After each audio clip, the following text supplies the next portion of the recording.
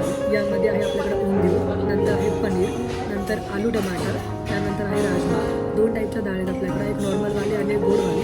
त्यानंतर कढी, नंतर हलवा, नंतर फ्रूट कस्टर्ड, नंतर चपाती, रोटी, पुरी. त्यानंतर आहे आपला दाल बाटी चुरमा. त्यानंतर जिलेबी आणि रबडी. नंतर आहे आपला तिरंगी ढोकळा. त्यानंतर आहे आपल्याकडे इथे फ्रूट क्लस्टर होतं. त्यानंतर आपल्याकडे पापडी चाट होती आणि नंतर डिफरंट टाईप ऑफ चटणीज आहेत आपल्याकडे, पापड आहे आणि ही आहे आपली स्पेशल लस्सी.